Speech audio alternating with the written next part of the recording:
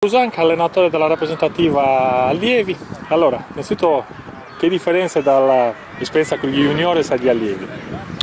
Vabbè, la differenza è che la juniores sono giocatori che già militano nelle prime squadre da 1 o 2 anni, quindi diciamo qualche, chiamiamola malizia in più, un po' di esperienza in più, però con gli allievi ho notato piacevolmente un livello tecnico abbastanza elevato e poi a quell'età sono come delle spugne, recepiscono qualsiasi cosa a gran velocità, e questo lascia ben sperare, perché oltre all'aspetto tecnico ci sono anche altri aspetti da cercare di inculcare, e può essere un ottimo viatico per insegnare. Quanto è stata importante la regola del fuori quota nella crescita dei ragazzi? Perché alcuni sostengono che il fatto di giocare per regolamento sia, come dire, un privilegio, per altri invece può essere uno stimolo.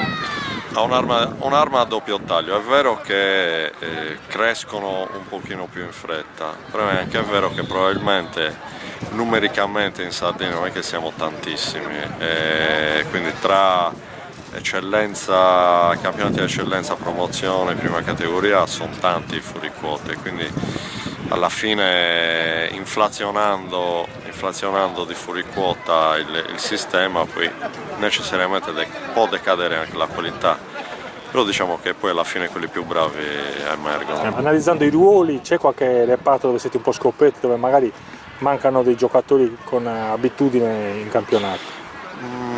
Diciamo prettamente gli allenatori delle prime squadre, perché tra gli allievi ce ne sono parecchi che giocano anche in prima squadra, dispongono le proprie squadre cercando di mettere fuori quota un po' ai margini sugli esterni.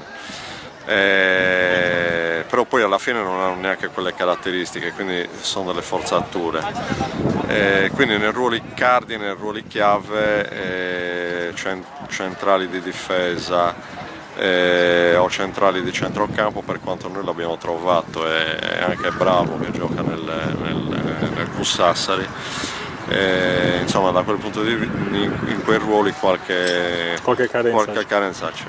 Ecco, invece, per chiudere, un messaggio a tutti quelli che vogliono essere convocati per il torneo delle regioni? Ma il messaggio è che la porta è aperta a tutti, cerchiamo di dare la possibilità a tutti, quelli che vediamo e a quelli che ci segnalano.